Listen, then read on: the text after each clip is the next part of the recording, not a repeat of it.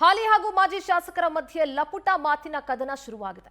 S, ಸಾರ್ವಜನಿಕ ಬದುಕಿನಲ್ಲಿರೋರಿಗೆ ನಾಲಿಗೆ ಹಿಡ್ತಾ ಇರಬೇಕು, ಆದ್ರೆ ಇವರಿಬ್ಬರಿಗೂ ನಾಲಿಗೆ ಹಿಡ್ತಾ ಇಲ್ಲ. ಯತ್ನಾಳ್ ಹೇಳ್ತಾರೆ, ಲಪುಟ ನನ್ನ ಮಕ್ಕಳಿಗೆ ನಾನು ಉತ್ತರ ಕೊಡೋದಿಲ್ಲ ಅಂತ.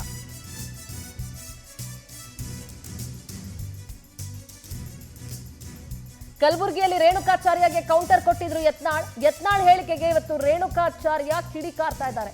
ಇಬ್ರಿಗೂ ಮಾನ ಮರ್ಯಾದೆ ಇಲ್ಲ, ಇಬ್ರು ನಾಚಿಗೆಟ್ಟವರು, ಇಬ್ರು ಬಾಯಿಯು ಹರಕ ಬಾಯಿ, ನನಗ್ ಹಂಗಂತ್ಯ, ನೀನ್ ಅಯೋಗ್ಯ ಅಂತ ರೇಣುಕಾಚಾರ್ಯ. ಒಟ್ನಲ್ಲಿ ಇಬ್ರು ಕೂಡ ಸಾರ್ವಜನಿಕ ಬದುಕಿನಲ್ಲಿರೋದಕ್ಕೆ ನಾಲಾಯಕು. ಏನ್ ಮಾತಾಡಿದ್ರು ಇಬ್ರು ಕೇಳಿಸ್ಕೊಳ್ಳೋಣ.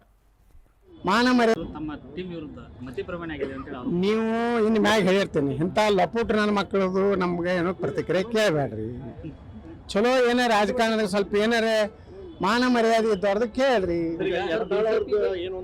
ತಮ್ಮ ಟೀಮ್ ವಿರುದ್ಧ ಮತಿಪ್ರಮಾಣ ಆಗಿದೆ ಅಂತ ಹೇಳಿ ನೀವು ಇನ್ನು ಮ್ಯಾಗ ಹೇಳಿರ್ತೀನಿ, ಇಂಥ ಲಪುಟ್ ನನ್ನ ಮಕ್ಕಳದು ನಮ್ಗೆ ಏನೋ ಪ್ರತಿಕ್ರಿಯೆ ಕೇಳಬೇಡ್ರಿ. ಚಲೋ ಏನೇ ರಾಜಕಾರಣದಾಗ ಸ್ವಲ್ಪ ಏನಾರೇ ಮಾನ ಮರ್ಯಾದೆ ಇದ್ದವ್ರದ್ದು ಕೇಳ್ರಿ. ಇನ್ನೊಂದು ಮಾತು ಹೇಳಿದ್ರೆ ಲಫುಟ್ಟನ್ ಮಕ್ಕಳು ಆಯ್ತಪ್ಪ, ನಮ್ಮ ಬಗ್ಗೆ ಲಫುಟ್ಟನ್ ಮಕ್ಕಳು ಅಂತೀವಿ, ಥರ್ಡ್ ಗ್ರೇಡ್ ಅಂತ ಹೇಳ್ತೀವಿ, ಹಂದಿ ಅಂತ ಹೇಳ್ತೀವಿ. ಆಯ್ತು, ನಾವೆಲ್ಲ ಥರ್ಡ್ ಗ್ರೇಡ್ ಪಾಪ. ಲಫುಟ್ ನಿನ್ನ ಮಕ್ಕಳ, ನೀನ್ ಆಸ್ತಿ ಕೆಳಗೆ ಕೊಡ್ತೀವಿ ನಾಳೆ ಕೊಡ್ತೀಯಾ? ನೀನ್ ಆಸ್ತಿ ಕೆಳಗೆ ಕೊಡ್ತೀವಿ ನಿನ್ ಮನೆ ಮುಂದೆ ಹೇಳ್ತಾ ಇದೀವಿ. ಅವ್ರದೊಂದು ಭ್ರಷ್ಟಾಚಾರ ನನಗೆ ಗೊತ್ತಿದೆ. ಇವತ್ತು ಮಾತ್ರ ಅಲ್ಲ, ಹೆಂಗ್ ಆಯ್ತು ಏನ್ ಮಾಡ್ತೀವಿ ಗೊತ್ತಿ ಹೇಳ್ತೀನಿ.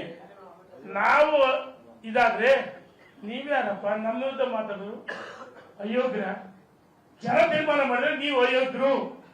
ಈ ರಾಜ್ಯದ ಜನ, ಕಾರ್ಯಕರ್ತರು, ಮುಖಂಡರು ಎಲ್ಲರಿಗೂ ಕರೆ ಮಾಡಿದ್ರೆ ಅಂತ ಅಯೋಗ್ಯನ ಹೊರಗಡೆ ಹಾಕ್ತೀರಿ ಅಂತ ಹೇಳ್ತಾರೆ.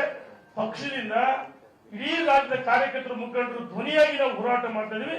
ಇಂಥ ಅಯೋಗ್ಯರನ್ನ ಪಕ್ಷದಿಂದ ಉಚ್ಚಾಟನೆ ಮಾಡಿಕೊಂಡು ನಮ್ಮ ರಾಷ್ಟ್ರೀಯ ನಾಯಕರು, ಕೇಂದ್ರ ನಾಯಕರು ಭೇಟಿ ಮಾಡಿದೀವಿ. ಸುದೀರ್ಘವಾಗಿ ಪತ್ರಿಕಾಗೋಷ್ಠಿ ಮಾತಾಡಿದ್ದೀನಿ. ನನಗೆ ಇದೇನು ನಾನು ಪ್ರಚಾರಕ್ಕೋಸ್ಕರ ಮಾತಾಡಿಲ್ಲ.